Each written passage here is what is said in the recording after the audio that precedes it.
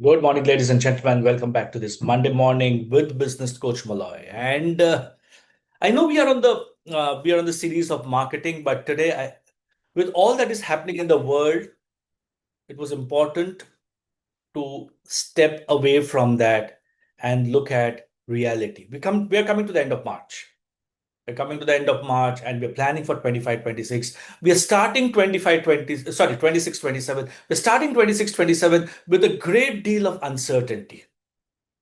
And a lot of people, a lot of even entrepreneurs don't understand truly the impact the Gulf War and the oil shock is going to bring in into India, which already has come into India.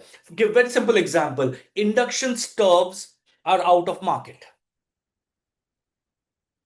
Very simple product like induction stoves are out of market. People have gone into buying indiscriminately, and the manufacturers were not ready for the spike of sales. But look at the other side. There's a group of people who believe that what happens if they don't get LPG at home? How are they going to have their daily meals? So went out and bought induction ovens. So most of us read about the conflicts in this Gulf region as geopolitical news. And I'm sure all of us are doing it. We see the headlines about tensions, military movements, oil prices rising, the Strait of Hormuz closed, bombing in Dubai, bombing in Bahrain, bombing in Kuwait, bombing in Israel. And it all feels like something happening far away from our businesses. But in reality, events in the Gulf rarely stay in the Gulf. For a country like India, which imports a majority of crude oil, what happens is that the region quietly travels through oil tankers, refineries, shipping routes, petrochemical plants, and eventually arrive at our factory gates, warehouses, supply chain, and in the door of our houses. And hence, it's very important that as entrepreneurs, we need to understand something very clearly. Oil shock is just not about petrol prices going up, it's all about how deeply embedded oil is in the modern economy when we have transformed a lot of our natural goods, natural raw materials, into plastic based or petrochemical based components.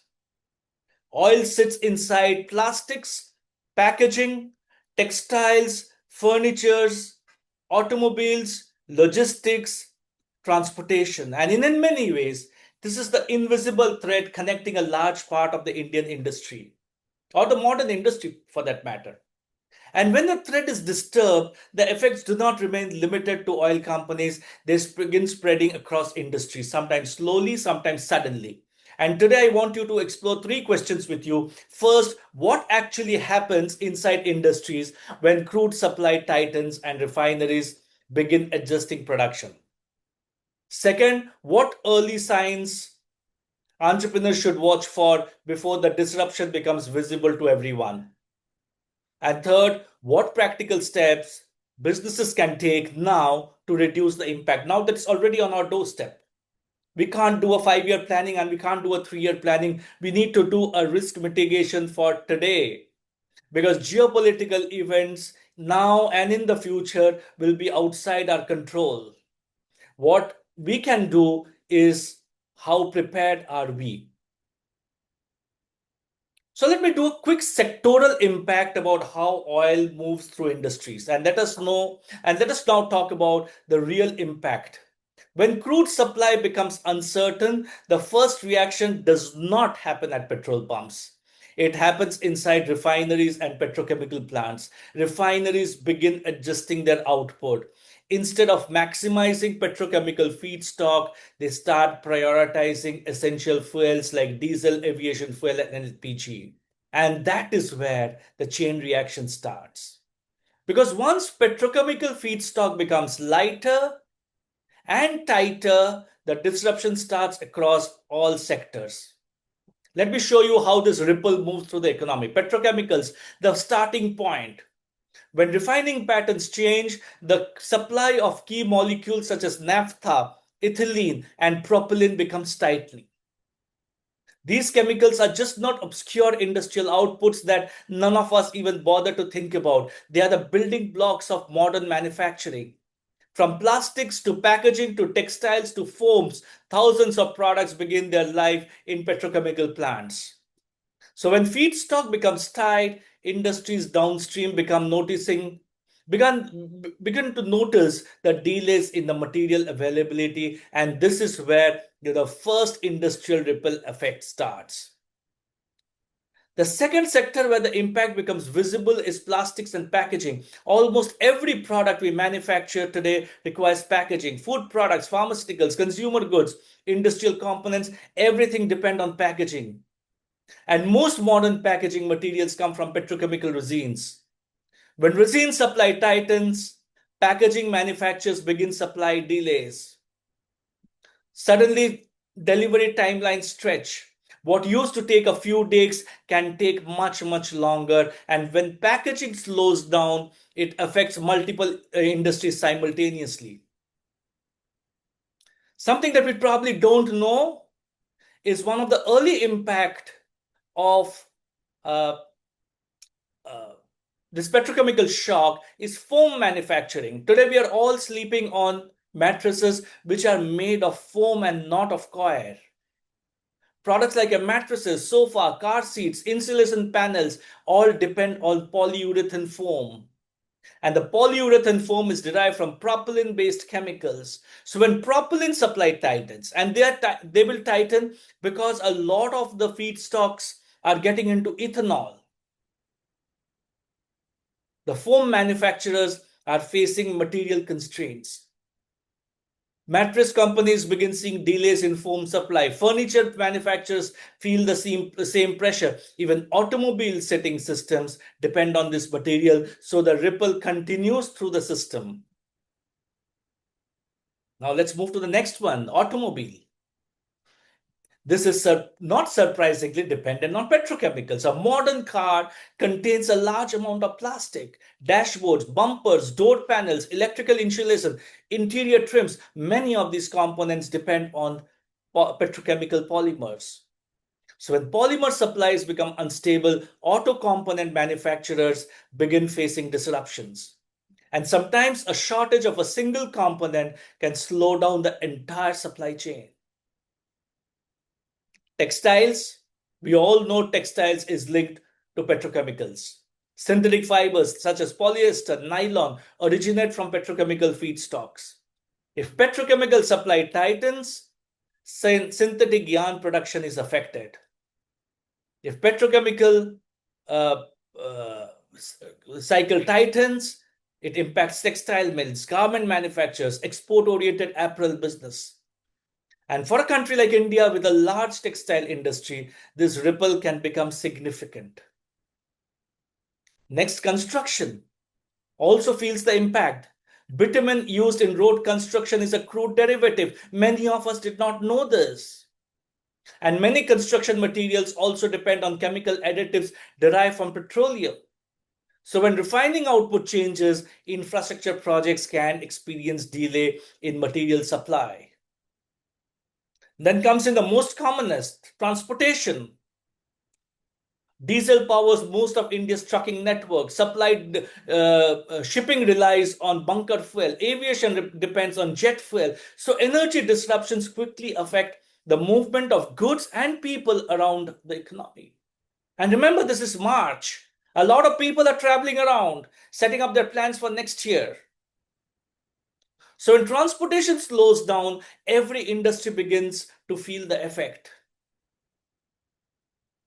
So crude is not crude. Crude is not the petrol that we get in the petrol pumps. The oil shock is not felt only in the kitchens with LPG supplies. Just by buying 3 extra cylinders, we are not going to be impacted. Yes, the LPG is going to impact a very, very large section of the industry, and that is hotels and restaurants. I was in a club staying in Calcutta over the weekend, and they have shut down 50% of the kitchen. You don't get a meal out there, you only get a few starters. They're just about keeping head above water. I know of a hotel group that we are talking to. There were about 12 hotels, and each of them have gone into a 30% excess stocking. Now, one is the stocking side of getting the supply in the hotels, but look at the cash flow side. Your cash flows are affected, your profitabilities are affected, and this ripple effect also has a challenge on the pockets of consumers. When cost of everything is going up, and the organizations are just not able to pass on the excess pricing to the consumers, profitability of a lot of organizations in this last quarter will take a big hit. Think about the export oriented organizations shipping to Middle East are really shut down. I read a recent statement today in the newspapers, DGCA asking the pilots to have extended shifts, which the DGCA themselves had come down very hard on that they could not, because don't have a choice. The durations for transatlantic flights have increased. Fuel cost has increased. Airfares are going through the roof. So when we step back and look at this entire system, some things becomes very clear. A oil shock does not hit one industry. It moves through the economy like a ripple in water. It starts with crude supply, moves through refineries, then petrochemicals, then manufacturing, and finally the consumers. Which is why entrepreneurs who understand this ripple early are much better prepared to navigate disruption. Let me close with a simple thought. When we read about the Gulf War in the newspaper, it often feels like a geopolitical story happening far away. Yes, we are saddened by the number of people who are dying, the amount of destruction that is happening. But for businesses, it is never far away. A disruption in the Gulf can quietly travel through oil tankers and eventually arrive at our factory gates. And that is the reality of the global economy that we operate today. Oil is just not a source of energy. It sits inside every product, most of the product that we use today. But history also teaches us something very encouraging. For every oil shock has forced industries to become more efficient, more innovative, and more resilient. The energy crisis of the past, especially the one of 1973, pushed companies to rethink manufacturing processes, supply chains, and energy usage. And the companies that adapted quickly often emerged stronger. And as entrepreneurs and as Beyond Red Ocean Consulting, where we are wanting the entrepreneurs to succeed, our role is not to panic about uncertainty. Our role is to understand the system, read the signals early, and prepare organizations to adapt. Because in business, the most underused word and the most abused word is resilience. And resilience is often the ultimate competitive advantage. The world will continue to experience geopolitical tensions. The world will go through energy fluctuations. But businesses that remain alert, informed, and adaptable will always find ways to navigate the cycles. And perhaps the real lesson in all of this is, in times of disruption, the entrepreneurs who have high EQ, who can stay calm, who can think clearly and act early, often becomes the one who shape the next phase of growth. I know all of us are going through difficult times, but if there's any way I or any of my business coaches can help you, you know we are just a call/WhatsApp away. Thank you so much for your time. Thank you so much for being with me on this Monday morning. I thought it was important to step away from our regular sessions and address this. Have a great Monday. Have a great week. And for all my friends in Maharashtra, happy Gudi Padwa, which is coming up on Thursday. And I shall see you on the other side next Monday, same place, same time, continuing our series on marketing. Till then, God bless.